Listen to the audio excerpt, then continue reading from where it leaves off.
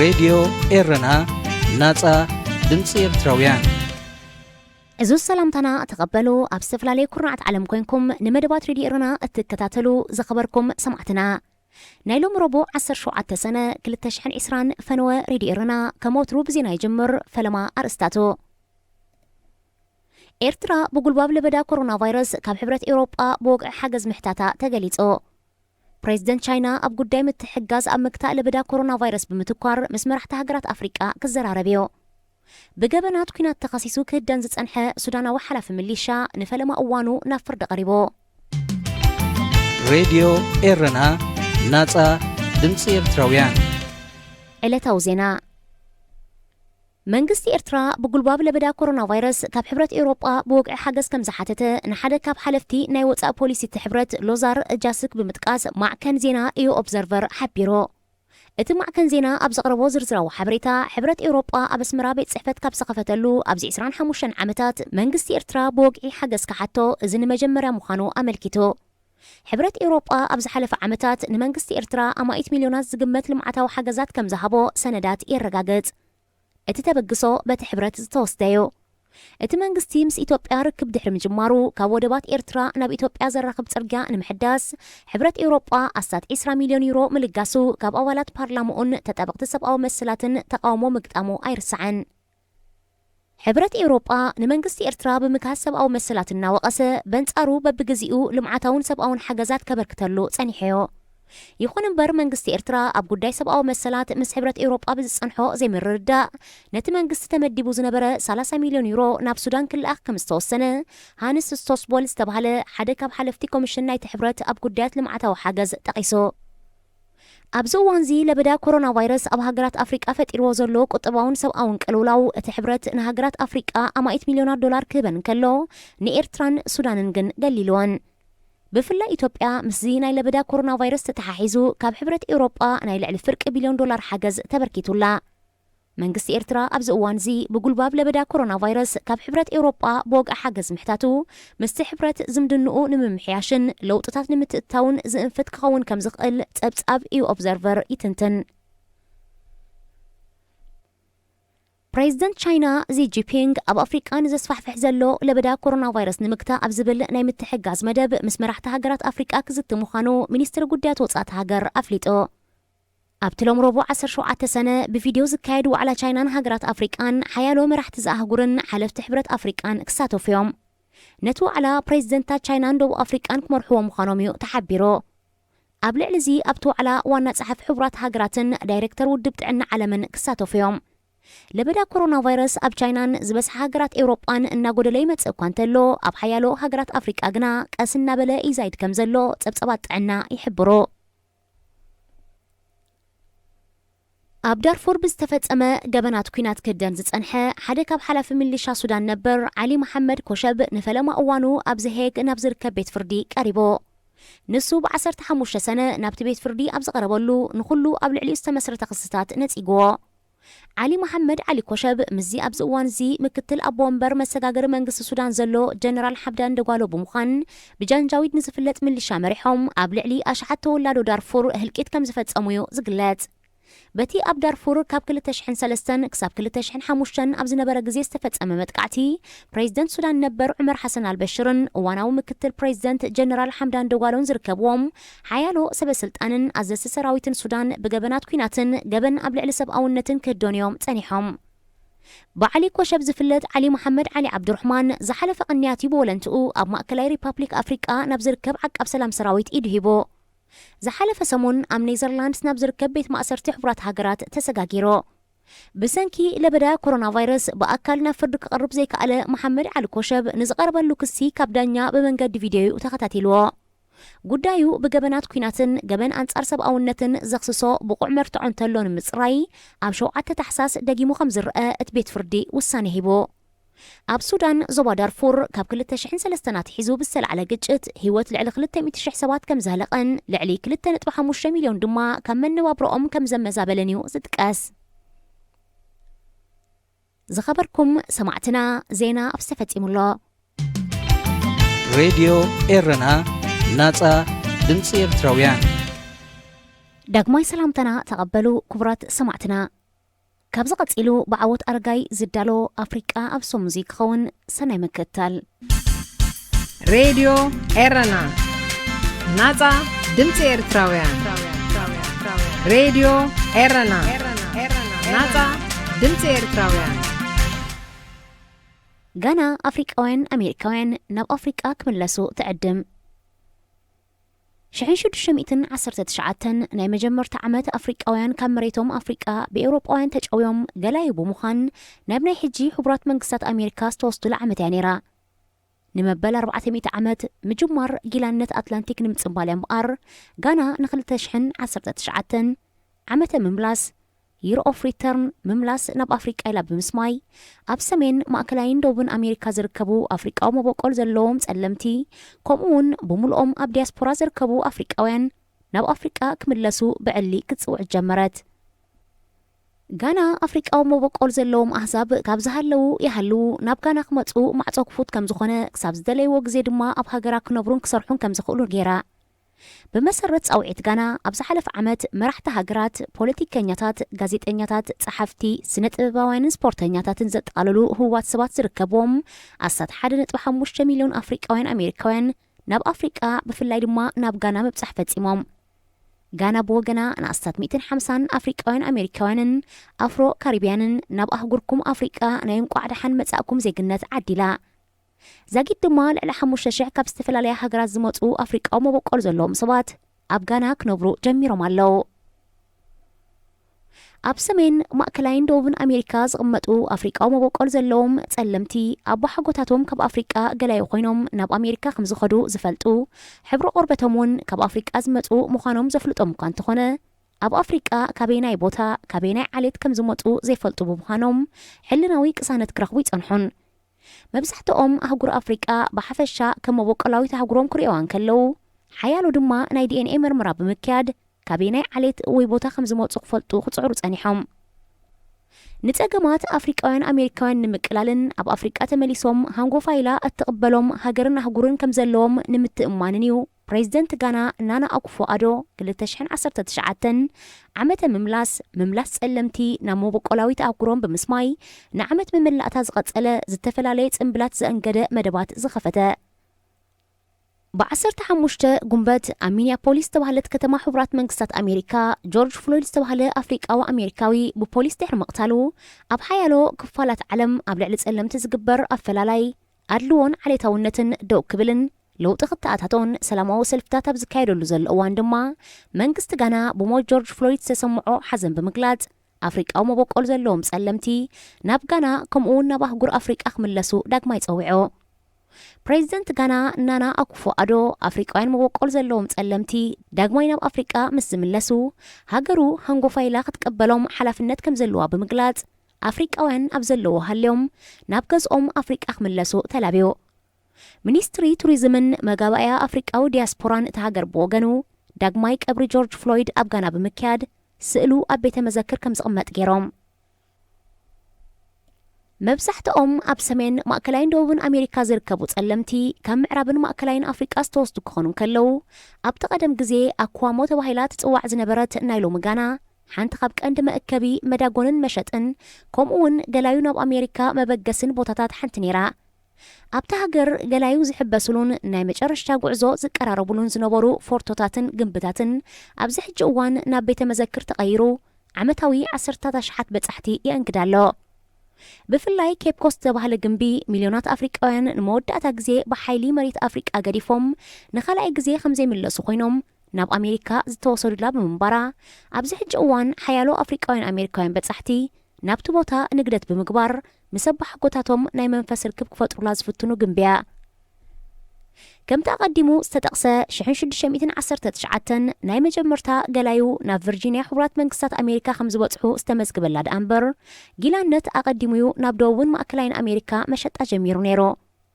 قطري بمراخب تتعينهم كاب 15 سب 19 كفل زمن تقايدة مشت أجلايو أستات 10 مليون أفريقيين خونن كلو أب تحت واي كفال نايم مراخب تجاجقهم أبونا بلعو أبونا شوني يقعزو بمباروم دما قال بحمام قال كم رقب بمزلال قال دما نعبي ألع إلكم تباهلهم نايزة تقتلو قطري أسات 3 مليون أمن قد 500 إيكمات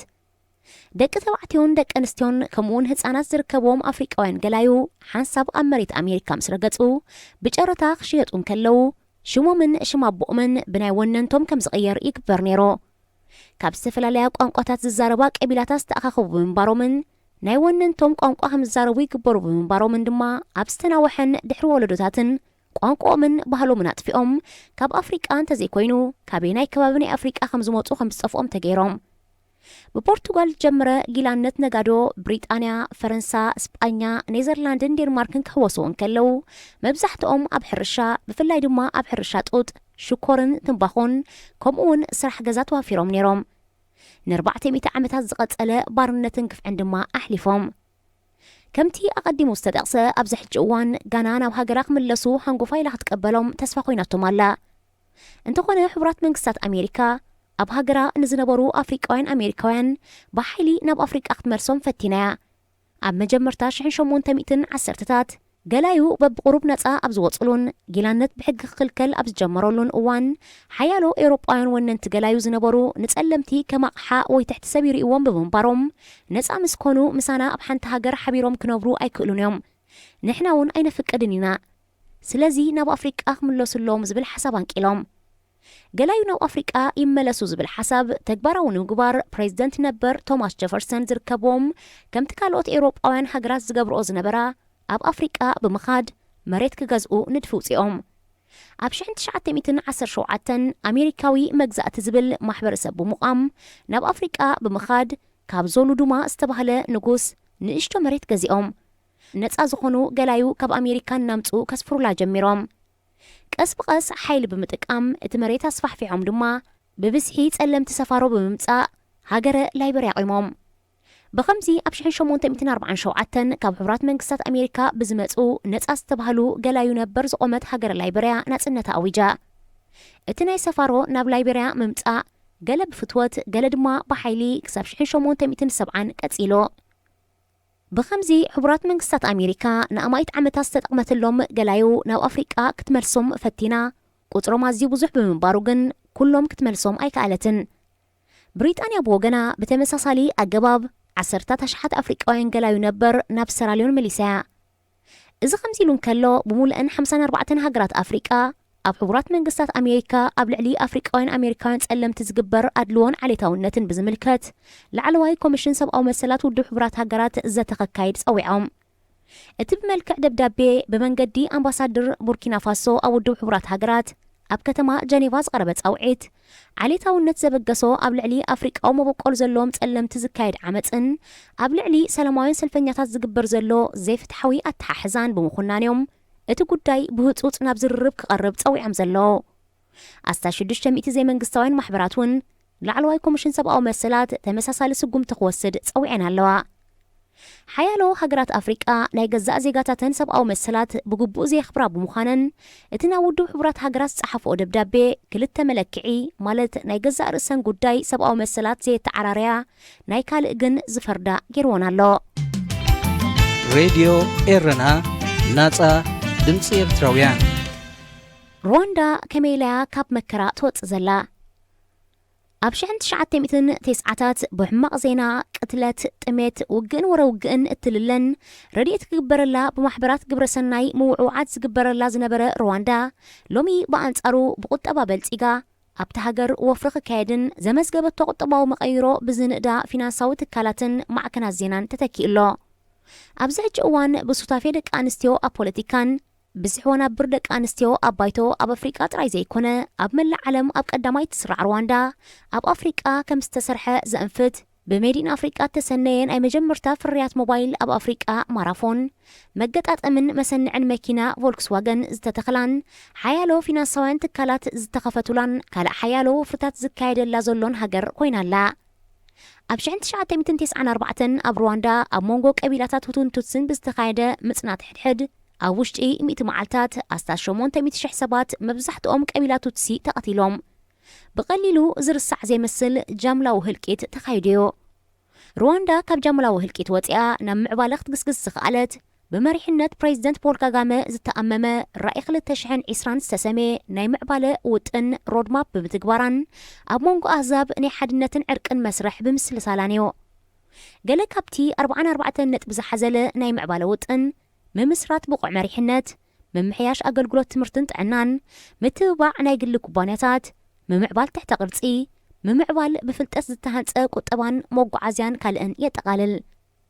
በቲ ውጥን ንኣብነት 80 ሚእታዊት ህዝቢ ሓረስታይ ብምዃኑ ከተማታትን ዓድታትን ብጽርግያታት ከም ዝረኸባ ገይሩ ኣውፈርቲ ኣብ ቤት ጽሕፈታት ከጋጥሞም ዝኽእል መተዓናቐፊ መስርሕ ቤት ጽሕፈታት ቢሮክራሲ ብምጉዳል ንወፍሪ ምቹእ ኩነታት ፈጢሩ ሓደ ካብ 3 ካብ ህዝቢ ኤሌክትሪክ ከም ዝረክብ ገይሩ ኣብ መንጎ ጀንደር ዝነበረ ፍልልይ ጾታ ብምጽባብ ማዕርነት ተረጋጊጹ በዘን ካልእን ልዕሊ 1 ሚልዮን ህዝቢ ካብ ድኽነት ከም ዝገላገሉ ገይሩ ፕሬዚደንት ፖል ካጋሜ ህዝቢ ሩዋንዳ ብሁቱን ቱትስን ተባሂሉ ምምቕቓል ዓሌት ተሪፉ ብሓባር ሩዋንዳውያን ብዝብል ስም ከም ዝጽውዑ ብምግባር ፍልልያ ወጊዱ ንሱ ነዚ ኣብ ላዕሊ ዝተጠቕሰ ክገብር ዝኽኣለ ፕሬዚደንት ኮይኑ ስልጣን ድሕሪ መሓዙ ናብ ሃገራት ቻይና ሲንጋፖርን ታይላንድን ብብስሒ ዑደታት ብምግባር እተን ሃገራት ኣብ ሓፂር ግዜ ዘመዝገብኦ ዓወታትን ተመክሮታትን ከም ሞዴል ብምውሳድ ካብተን ሃገራት ኣማኸርቲ ቆፂሩ ናብ ሃገሩ ኣተግቢርዎ በዚ ድማ ኣብ ሓፂር ግዜ ክዕወት ክኢሉ ኣብ መንጎ ሁቱን ቱትስን ጀመረ ምፍልያትን ድሒሩ ዝሰዓበ ህልቂትን ከም ኩሉ ታሪክ ኣፍሪቃ ካብ ገዛኢት ሃገር ቤልጅየም ዝጅምር ዝበዝሓ ሃገራት ኣፍሪቃ ብሕብረ ብሄራትን ቋንቋታትን ቀቢላታትን ዝቆማየን ንኣብነት ደቡብ ኣፍሪቃ 11 ቋንቋታት ዩጋንዳ 15 ቋንቋታት ኤርትራ 9 ቋንቋታት ኣለወን ኣብ ሩዋንዳ ዝርከቡ ኣህዛብ ሁቱን ቱትስን ግን ሓደ ዓይነት ቋንቋ ሓደ ዓይነት ባህሊ ዝነበሮምን ንዘመናት ብሰላም ብሓባር ዝነበሩ እዮም እንተኾነ ኣብ 1919 ካብ ኣብ ቀዳማይ ኩናት ዓለም ቤልጅየም ካብ ጀርመን ተረኪባ ክትገዝኣ ጀሚራ ቤልጅየም መግዛእቲ ጅምር ምሰበለት ክትገዝእ ክትዕመላ ኣህዛብ ሁቱን ቱትስን ክትፈላለዮምን ብወረቐት መንነቶም ዓሌቶም ክትጽሕፈሉን ጀሚራ ጸኒሓ ከምቲ ኩሎም ገዛእቲ ዝገብርዎ ነቶም ብቁፅሪ ዝወሓዱ ቱትሲ ናይ ምምሕዳር ስልጣን ሂባቶም ቱትሲ ጸኒሖም ንናጽነት ሃገሮም ክጽውዑ ጀሚሮም በዚ ዝተቆጥዐት ቤልጅየም ንሁቱ ኣንጻር ቱትሲ ክለዓዓሉ ፕሮፓጋንዳ ክትገብር ጀሚራ ኣይጸንሐትን ኣብ መንጎ ክልቲኡ ኣህዛብ ፍልልይን ዘይምርዳእን እናሃለወ ኣብ 1962 ሩዋንዳ ናጽነታ ተጎናጺፋ ኣብ 1960ታት 85 ሚእታዊት ካብ ህዝቢ ሩዋንዳ ሁቱ እዮም ነይሮም እንተኾነ ፖለቲካታ ሃገር ብቱትሲ ዝተዓብለለ እዩ ነይሩ እዚ ዘይተዋሕጠሎም ሁቱ ዕልዋ መንግስቲ ድሕሪ ምግባሮም መብዛሕትኦም ቱትሲ ናብ ጎረባብቲ ሃገራት ብፍላይ ድማ ናብ ኡጋንዳ ከም ዘምርሑ ኮይኖም ቱትሲ ንሓያሉ ዓመታት ኣብ ስደት ክወዳደቡ ድሕሪ ምጽናሕ ብፖል ካጋሜ ዝምራሕ ተቐናቃኒ ሓይሊ ግንባር ሓርበኛ ሩዋንዳ ብምቋም ኣብ ኩናት ሩዋንዳ ተሳቲፎም ኣብ 1994 ፕሬዚደንት ሩዋንዳን ጁቨናል ሃብርያምን ካልኦት ላዕለዎት ኣዘዝቲ ቀቢላ ሁቱን ጽዒና ዝነበረት ሄሊኮፕተር ብሓይልታት ቱትሲ ብተወንጫፊ ተሃሪማ ድሕሪ ምውደቓ ኣብ መንጎ ክልቲኦም ዓሌታት ግጭት ተላዒሉ እቲ ግጭት ብሬድዮ ሩዋንዳ ኣንጻር ቱትሲ ምልዓልን ምንኣስን ተነሃሂሩ እቲ ግጭት ብፍላይ ብወገን ሁቱ ክጅምር እንከሎ ገለ ኣባላት ቀቢላ ሁቱ ንዝረኸብዎ ኣባል ቀቢላ ቱትሲ ዋላ እውን ንንስቶም ንተመጻደቕቲ ደቂ ዓሌቶም ሁቱ ክቆትሉ ጀሚሮም ብሰንኪ እቲ ግጭት ድማ ኣስታት 800,000 ዝበስሑ ኣባላት ቀቢላ ቱትሲ ገለ ተደናገጽቲ ሁቱ ተቐቲሎም ድሕሪዚ ድሕሪ 100 መዓልታት ህልቂት ፖል ካጋሜ ሰራዊቱ መሪሑ ንሩዋንዳ ድሕሪ ምቁፅጻሩ ምክትል ፕሬዚደንት ኮይኑ ብምጽናሕ ፕሬዚደንት ነበር ፖስተር ቢዚሙንጉ ብፍቓዱ ካብ ስልጣኑ ድሕሪ ምእላዩ ብዘይ ምርጫ ኣብ 2000 ፕሬዚደንት ሃገር ኮይኑ ፖል ካጋሜ ጃምላዊ ህልቂት ብምትህድድኡን ሩዋንዳ ናብ ቁጠባዊ ዕቤት ከም እተመርሕ ብምግባሩን ብብዙሓት ዝነኣድን ብህዝቡ ከም ዝፍቶን እኳ እንተተገልጸ ንተቐናቐንቱ ፖለቲከኛታት ኣብ ምድሃኽን ኣብ ምእላዮምን ኣበርቲዑ ከም ዝሰርሕ ይግለጽ ሓያሎ ካብ ተቐናቐንቱን ነቐፍቱን እውን ተቐቲሎም ኣለዉ قوام رواندا حدا بريزيدنت كلتا جزي نناي 7 عامات كمرح تراي زفقد نيرو انتخونه اب كلتا 2015 قوام زغير ندفي بمقراب ببايتو تصديقلو اب سلطان كم زصنح غيرو بمسرت تستقير قوام دما كاغامه كساب كلتا 2027 اب سلطان كتصنح كخلويو بزي دما حيالو تنتنتي ناي ولنتا ولك املاخ خبلو سميمولو راديو إيرنا نازا دمت إيرتراويان راديو إيرنا نازا دمت إيرتراويان توسخ زينا اب نيجيريا كاب طريق ساب قنبت ناي زعمت زطراي 717 عمت دق انستيو خمس تقايده بوليس تهجر حبيرو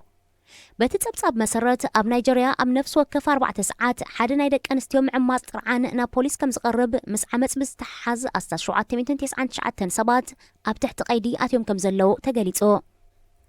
ገለ ካብቲ ኣብ ልዕሊ ደቂ ኣንስትዮ ዝተኻየደ ዓመፅ ሞት ዝኸተለ ብምዃኑ እታ ሃገር ኣብ ልዕሊ ዓመፅቲ ተሪር ስጉምቲ ክትወስድ ተጣበቕቲ ፀዊዖም። ሓየሎ ደቂ ኣንስትዮ ዓመፅ ኣጋጢሞን ክነሱ ናብ ሕጊ ከይቀርባ ከም ዝሰግኣ ብምግላጽ ዝተዓመፃ ደቂ ኣንስትዮ ብትብዓት ናብ ፖሊስ ጥርዓን ከቕርባ እቶም ተጣበቕቲ ብተወሳኺ ፀዊዖም። ኣብ ኣፍሪቃ ብምዕማፅ ደቂ ኣንስትዮ ደቡብ ኣፍሪቃ፣ ቦትስዋና፣ ለሴቶ፣ ስዋዚላንድ፣ ናይጀርያ ካብ ቀዳማይ ክሳብ 5 ይስርዓ። እተን ቀዳሞት 4 ሃገራት ብምሉአን ኣብ ደቡባዊ ክፋል ኣፍሪቃ ዝርከባ እየን። ሬድዮ ኤረና ናጻ ድምፂ ኤርትራውያን ኣብ ሕቡራት መንግስታት ኣሜሪካ ዝጀመረ ኣብ ልዕሊ ጸለምቲ ዝግበር ኣድልዎን ዓሌታውነትን ደው ክብል ዝጽውዕ ሰላማዊ ሰልፍታት ብላክ ላይፍስ ማተር ናብ ሃገራት ኤውሮጳ ሊሕሙሎ። እቲ ሰላማዊ ሰልፍታት ማዕርነት ኣፍሪቃዊ መበቆል ዘለዎም ጸለምቲ ንምኽባር ጥራይ ዘይኮነ ኣብ ታሪኽ ኣብ ልዕሊ ጸለምቲ ግፍዕታት ፈጺሞም ናይ ዝተባህሉ ኣብ ግዜ መግዛእቲ ኣስተዋጽኦ ነይርዎም ተባሂሎም ሓወልቲ ናይ ዝተተኸለሎም ሰባት እውን ክእለ ጻውዒት ይግበር ኣሎ። ከም መቐጽልታ ናይዚ ኣብ ግዜ ግዝኣት ጥልያን ኣብ 1935 ኣብ ኤርትራ ጋዜጠኛ ፋሺስታዊት ጋዜጣ ሲቪልታ ጻሺስታ ናይ ዝነበረ ኣብ ከተማ ሚላኖ ኢታልያ ተተኺሉ ዘሎ ሓወልቲ ኢንድሮ ሙንታኔሊ እውን ክፈርስ ጻውዒት ይግበር ኣሎ። ኢንድሮ ሙንታኔሊ ኣብ 1969 ኣብ ቴሌቪዥን ቀሪቡ ኣብ ዝሃቦ መግለጺ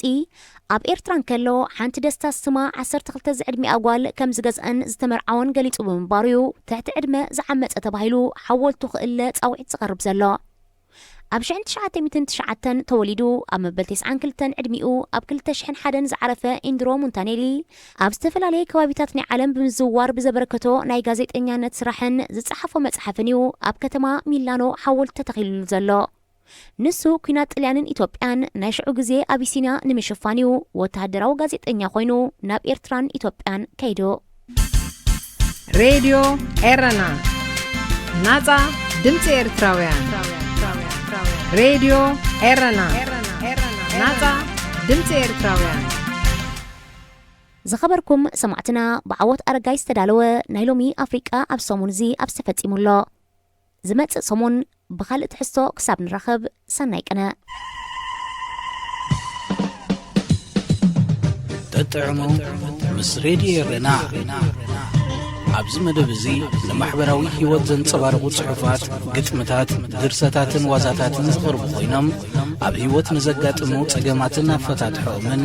ኣመለኻኽታና መዓልታዊ ህይወትና ተዘክሮታት ንእስነትን ካልእ ንኣጠማምታና ውልቃዊ ህይወትና እናንጸባረቐ ዘዘናግዕን ምኽርታት ዝልግስን መደብ እዩ። ተጥዕሙ ምስ ሬድዮ ኤረና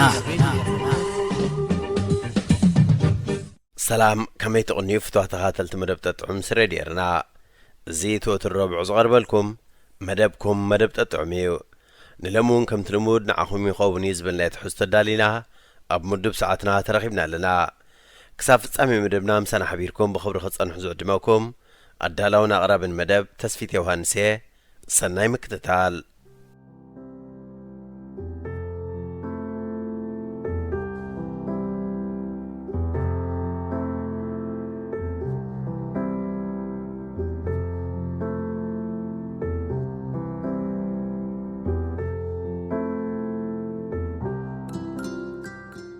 ትርጉም እታ ፍቕሪ ጸሓፊት ሶልያና ጽጋብ በቃ ከምዚ ኢልና ኢና ክንነብር ክሳብ መዓዝ ተስፋ ብምግባር ህይወትና ብኸምዚ እንቕጽሎ ተስፋ ንሃፋን እኮ ኾይንና ወረ እንታይ ዘይፈተንኮ ተሪፍኒ ሕክምና ደይ ዘይተመላለስኩ ማጨሎ ደይ ዘይተሓጸብኩ ደብሪ ደይ ዘይተማህለልኩ ሕጅስ መሪርኒ እኮ بقدمو كابتا مجمرتا معلتي إليه حسابيكي ودأكو مارتي كميام سيغي زبل سلامتا ناي بعل بيتي كابت زج انق حساباتي كل فني بعل بيتي كاب سراح تفديسو خساب زمتص بتعمينا نفع كن الرئان كنت حوافن كن الساعمن بزوح حرر نبلن فقرناون مداركتي نبوران هاني كاب سراح قلطيفو بمصو بزوح دس لزبلني ويهاني صبو أملاغ مسجن كما يوعيلك ليسخا ملسكن حاتتكن أبحق فوتت أمت إيمه أم عقرتو بمسعام يحر سلامتا ندما هاني سبنوتو قطحات عصب سلزعتوه أناون درارنا قحط بنون كراربكو زموق زنبرت أبحي كمتص نابكش نقص أي ناخدكو هاني هندبت بدحري مسيو مع أنت أي بخلت إيدو بمحقاف أم عقرتي الناس عامه قلت فمو ود دابلي أن تدررنا خا لومين خلتينا زخون عبا بسراتن قداينا لني بلني أنا ون أتو قداين بسراتن كسمع بوزو تحنت أخو أنت يا هاني بتجاغن حجي نقراني بمبال بوزو حكو أنت لما نكوه هانيجن قلت فندودي أنا تدررنا إذ نقراكي بمبالغ بس أني لبي مقصان كنت أبيني حرايبل زبل مالسي بمهاب ناب كشني تماليسه صبحي حزي ناب هاني تمالسكو هاني بتيا قديمو زبلني وشت أي مقصان أبيني أبتا قديمة قريبيس أنا حكون جرا صبحي الناس صباحكوها هاني بل نقران حجي عقليك وصيبني بلكو بهنت إنت علالون مسمع أبقى هاني كتر حاجوس ينصبارق نبرة يعني بخلت إيدو يا دويج أبيتو مارتي اتناي كل جزء قولتنا نحلمنا نسمرة مثلني كساب حجي تسفاب زي مغراز بزح داخمنا نسعيرنا لنا جنكا تسفانا فقرنا كوتاس أبقولنا يمهلاو كنا أبقولنا غب مهلاوين ناكلتنا حبون زي محلالن لومي زعوتنا مثلني إلو رؤسو بمدنان زنبلا أنا ون نهتنا أستاذ شدشت عامتن قال أوارحن زد خمنالو ناي ولاد قداي مخانو هاي صحتكن جن انت عين تسفى مخانو سلزي فلتكو لو مخا انت عين تسفى اخا رخيبكا إلي حتتكو حاني مالي سواء داوين ناجبت مارتا بيني صباح عوتنا يلكي راح حسابي أنا صباح صراحة أتني مالت فقاد وسيده لومي قصر حزي مسئ زلخو سلازي نغو خلتينا تتحاحزنا خنكيدنا بمبال زربو وده هاني ملؤ تسفاي زنبرو أنا جنبان صارو ولا خندفر عدرت خون تسفاي نبرنن أتن كمايز ملت علاق أم بيبي لنزنا برا انتي نبعات كفسسا جمرا هاني نبعاتي ندرزه بقاي تنبع حلالي رأي تسفان صولة النقبر وقيه حجي صولة ناقيرنا نبلعمو بوناهن ستينا أنا هن حاقوسن تسفان هاني نارعهو كتس أنا ناع جمركو بزحو كج أنقوهن لبوخ سبرون سلزيد اللقاء بقى حري نبلع بمبال صولتنا ودينا خنبلع جمرنا نتقريب زنبرش شاي درجة خيط عمنا اللقاء كليتنا صقيبة بمبالل علنا يو بونوين كي تردعتنا مستعمات مقرات لازان علالات هاني أوشتي كل 9 تساتيا جزينا بمسايوس لزنبره صولتنا حسبت لبنا نفت قريب مقرب قصلنا نبعرتنا ديبنا حسبتنا علالاتنا كا بزعباتي صباح زكايدنا حكمنا جزيات نبره هاني بزوح تطعمون تصبقون اتحكمنا تسفاز اللو نجر مخانون ناي مساي مقر هيوتنا نعللني جري فيه بتبلكو كي تردع نون مدر وجحو كابتي موت مسل دك اسيا برابرني قرسنا بمقراسون من قد حكمنا حديلنا فلمنا يو وشت اي مقسان ابيني لبيا بكل تتخفيلو حنقوليون حدا تسفى خجبر كله بتحدو جن كا تسفى يقرص النبرة نمن كم زأمنت أفيني عقلت بثجره أبرخيون ناي فرحي رششتا خقبرا جمرا هنيكا فرح استحوسو ناي تسفان ناي حاقوسن سمعيت نبورو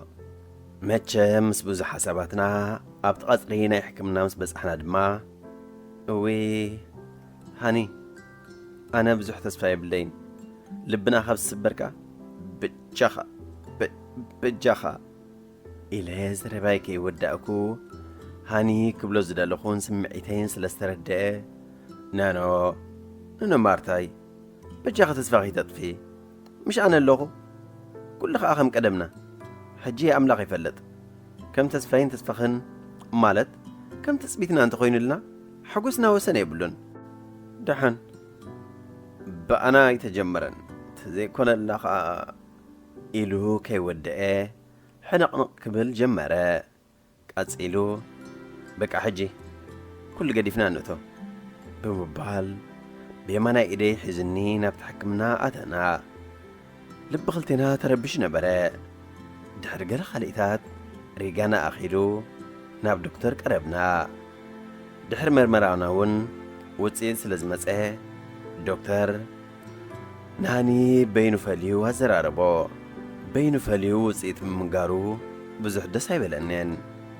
دحر فرق ساعات هبيل يخون هاني كاب دكتور ناباي قصوخ من الاسرع هو ها حجغة هان انتاي لومخا إلا حدد كواب هنت إنات هاني بحق إيها بقصوه حوسواس حزنن حقوسن ينصبارق نبرا كم سخمل كآزر أبو جمرا مارتاي فقرنا مدارك تيبلون تاريخ أبونا إبراهيم هدينا سرانكا أبنا أخد الجمي أجوخي واترو كل جزيب قول نخلقو بزانا يلوم تسفى زي بالله حكمنا فقرنا نحضرنا ناي بالتنيني مسبلة حزنيك وكتازر هيك عالكون قدي فين دقاقز ايام راحكو أني حزني حزنو بمخانو بز خبيد ناتيز أقامون لعليه السنة براء بوغي هذا دحري بمساكا ناب حد بوتاخن اللاقس مخانا حبرني أنا جزاخ خيدن كعرفن كوادلين تنوركو بتبزح لمنا نيهانجن تتعاهزنا نابتي سوزبلن بوتا تبقسنا أمن قدون فتح كحتى خمزل النوس انكو كميلين فتح كم زحتتك يجنك أننا براء بزح عينتها حتى حسبكو نابتو بوتا بس احنا اتبوتا جن زي حسب كون زي جمتكون بمبارو بوز حسن بدني هو انت هاني نبي ندا سجاء نابلكو بس اخوان هاني لبا من مستوعالين زنبرا مارتيناتي زا سومن بزعبا حكمنا خصارن قصرا خنحزن كيدك اسكو يعني مالت حكمنا انت زي سلطه بموبايل بزي باخ خنبر سلا زيدلي زيدل طراي زي كونكو خاص لزي كل ابزندا اورفان مصي زدل كل فايلات مليه زدل نغرات نودي كتحقس ليك ما انت قلعتيم اتهم ولداتنا مالت قالن ودن بعلنا خنع بيهم فقاد حتي تنيره حجي بقليل كنوس دمينا حلالي نفقرنا خاها مدلل تاخونيم نحقس نبعتك اخ نبع جمرها لبيك بعقن لعليك تحرم جمرات رأسي وين كزورن جمرها بزربان قبرتات هنين مليسو نبعتك وحج جمرها بسنكيك سي ولدهم قلعو خبز عبي تمرعيون عتي زبلون قلعو خطرن انا بيني مزام كلتا هيابات كابز فوتون بعض بيتي تقبلي كنا خونو من دليتهم كم مالئن مخانين كم زيت قمن دما وشت اين نحرره نخنب فاتح لمن كوا هني جن فتصم كابخز فليني موت رايو حجي دقنا يصبين اللو نقطو إلو حزني نابتهم كل التاس بوعاتنا اشتو كواخبتي مدلل تافقرنا حزن أتوه أنا نتودي نسخ أنا تاقوال حزنا يوم نابتا ما مقجزانا تبقسنا جزاناون موقتن سحاقن زملقا بيت كونات نزي كل زغبرلنا فطارخا وترنا مسجنايو ننبر علنا بحقي وترو فقري سعاري صحفيت سوليانا صقاب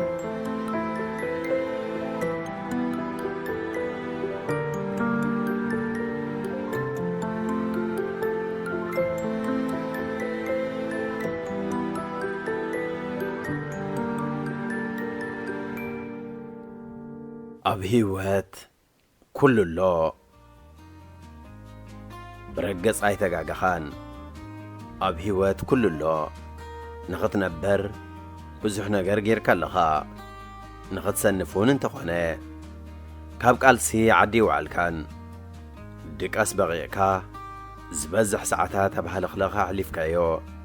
جنا تحلفونون علىخا سلمتاي كم تتسعر زي كون اللي الكون تمار الجزية يهلو خوانيو هيوات رتعويتاي كونتن الكون نهيوات سيانا معالتاتاي سانا كان كلوك اج امس إلكا منبار زخعب كالو اقات امون ابهيك سانيلو سعيركا خعبو بسان كالو ساعتات مس املاخكا استباس كالون ناملاخكا زخحاد كالون ون ابهيك سانكا سقعي زبلكا يمسبات اب كبير سقم كاللغا كمزا زي فلطوخا رح حبينا مخا زخدواي سانو نخونو حلف حلفو زامن كيوم امنتك رقيسو من ودكتك موعال زقبروون يهلو يوم بموضع كاز حقوسون ننقع عسيكونا زبلودك حوبون يهلو خا نغيت عوات من قدتات سقاردو منك انيو عوات كاز ابقات فلت خوان مرال كام مريت كزبطو مصدق استراحة حقوم زحادرو كمان دعات قبل علي خاز دايبون هلو أبز قبر كايو فتنتات نايمن قد دعوات كاب تثبيت كانت تحتي زمس أخلو سيتون هليو أنا معرخ نزدي حماق إلكا مورال كازتيخا تعقلي إلكا خدك أزوسن كالو دقايق أيسا أنا كانيو قنا جوخا عوات أبوزح مداق أزلا كبرت أما تكلكا مكلاسي زركب طعم من بهار نسيو حاقفو زلو مفلات حدا شاف زي مخانو أبتو بزح مداقكا اخترخبو يخا سبات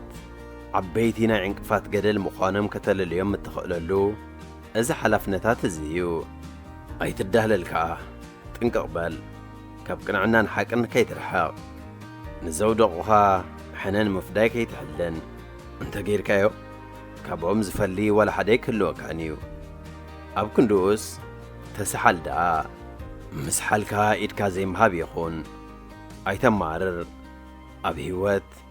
كل الله صحافي جزاء نقاسي زي راديو إيرنا دمت راديو إيرنا فتوات تغتاتلت مدبنا بزقرمنا لكم تحسوا عاقبكم تزانيكم كتكونوا تسفانا قبرنا نايلم تحسنا أبزازي من لنا أب مدبنا زلكم رأيتو يخون نغفيتا ويوان كقربالكم تلالي وصحفات مزلو بترمو دادراشانا نابريدي إيرنا @gmail.com وي راديو إيرنا @yahoo.com لكم لأخلنا كبتحنايو بتوسخونا فيسبوك تسفيت يوهانس بموبال أب نايم الاختصاص انك تقد فلايكم تقولوا كزغاخركم دالي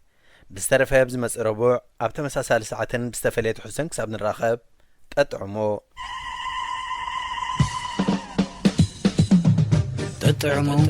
مس راديو إيرنا عبز مدبزي لمحبراوي هيوت زنصبارقو صحفات قطمتات درستاتن وازاتاتن زغربو خوينم اب هيوت نزقاطمو صقماتنا فتاتحومن عملخختانا معلتاوي هيوتنا تذكروتات نسنتن كالي ناطمامتنا بولقاوي هيوتنا نانصبارقه ززناقعن مخرتات زلقسن مدبيو تطعمو مس راديو إيرنا زخبركم سمعتنا نزس عزيز راليوز نبرة حفشاوي مدباتنا أبسفتسيمنا لنا زي راديو إيرنا دمت راديو إيرنا